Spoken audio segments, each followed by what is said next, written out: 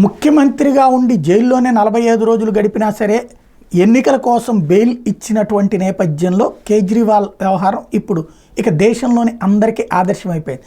అందుకే రాజీనామా చేసి పార్టీ అధ్యక్షుడిగానే ఉన్నటువంటి సోరెన్ ఇప్పుడు తనకి బెయిల్ అడిగారు. లోక్సభ ఎన్నికల్లో ప్రచారం చేయడానికి వీలుగా తనకు మధ్యంతర బెయిల్ మంజూరు చేయాలని కోరుతూ జార్ఖండ్ మాజీ ముఖ్యమంత్రి హేమంత్ సోరెన్ సోమవారం సుప్రీంకోర్టును ఆశ్రయించారు.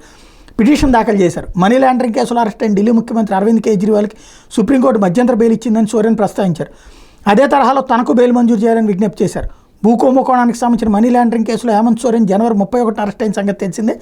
సోరెన్ మధ్యంతర బెయిల్ పిటిషన్ విచారణకు స్వీకరించేందుకు జస్టిస్ సంజీవ్ ఖన్నా, జస్టిస్ దీపంకర్ దత్తాతో కూడిన సుప్రీంకోర్టు ధర్మాసనం అంగీకరించింది. ఈ పిటిషన్ మీద ఈ నెల 17వ తేదీలోగా స్పందించాలని ఎన్ఫోర్స్మెంట్ డైరెక్టరేట్కి సూచించింది. వాళ్ళు వద్దంటారు, వీళ్ళు ఇచ్చేస్తారు. ఆల్రెడీ కేజ్రీవాల్కి ఇచ్చినప్పుడు ఈయనకి ఇవ్వడానికే ఉంది ప్రాబ్లం. రేపొద్దున భవిష్యత్తులో జైళ్లలో ఉన్నటువంటి ఆ కరప్టెడ్ లీడర్స్ ఎవరైనా సరే ఓ పార్టీ పెట్టుకుని ఆ పార్టీ అధ్యక్షులు మేమేనని చెప్పేసి మేము ఎన్నికలకు ప్రచారానికి పోవాలి అంటే కనుక ఇక పైన బయటికి తిరగచ్చు.